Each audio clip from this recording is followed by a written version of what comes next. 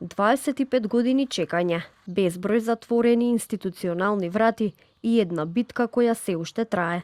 Воениот инвалид од конфликтот во 2001 година, кој четврт век се бори за достоинствен дом што му следува по закон, бил жртва на потежок облик на дискриминација, утврдила Комисијата за заштита и спречување од дискриминација. Привременото решение, бараката доделена од државата, по поплавите во 2008 година станала неупотреблива. Па така, денеска сликата што може да се види од привремениот дом е само рушевина.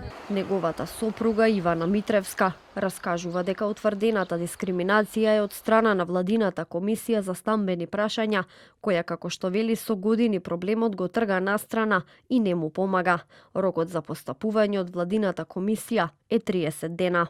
Комисија за дискриминација утврди продолжена дискриминација врз основа на интерсекцијска дискриминаторска основа врз однос на мојот сопруг од потежок облик, поради тоа што тој е воен инвалид прва група и Комисијата за стамбени прашања при влада наместо да го згрижи и да му помогне заради неговата состојба, таа го тргнала на страна и го отфрлила по текот на сите овие години. Ова е веќе приложено до влада од страна на самата Комисија за дискриминација. Рокот за постапување е 30 дена од моментот на решението. Ние очекуваме Комисијата за стамбени прашања да оттргне дискриминацијата која што ја направила врз мојот сопруг и да му додели соодветен стан онака како што следува според законите и според уставот. Митревска раскажува дека за проблемот со Комисијата за стамбени прашања решение и правда бараат во управен суд. Од таму одлука се уште нема. Нашиот предмет е целосно препратен до управен суд и се очекува од таму да решат.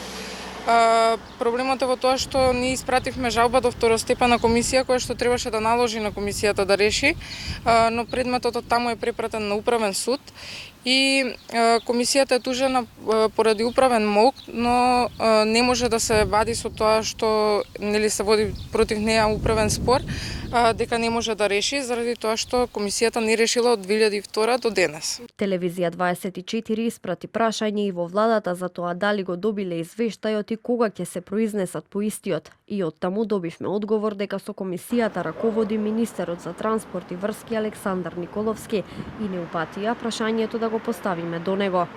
Во врска со вашето прашање кој е предмет на ваш интерес, ве информираме дека со Комисијата за стамбени прашања раководи заменик председателот на влада и министер за транспорт и врски Александар Николовски.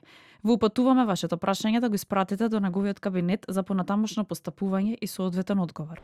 Од Министерството за транспорт пак ни кажаа дека за вакви случаи одговор може да добиеме само од Владината комисија. Како што и претходно објави Телевизија 24, воениот инвалид заедно со неговото семејство со години се обидува да го добие она што му следува по закон – достоинствен дом. За сега она што го имаат на располагање е целосно распадната барака, која не е функционална, а при тоа за истата плаќаат сметки. Овој случај е нотиран и во годишниот извештај на Народниот правобранител за 2025 година како пример за долгогодишно институционално непостапување. Додека институциите седат зад затворени врати и си ја префрлаат одговорноста едни на други и при тоа случајот се влеча низ судските ходници, иднината на семејството на воениот резервист од битката кај Арачиново од 2001 година е се уште неизвестна.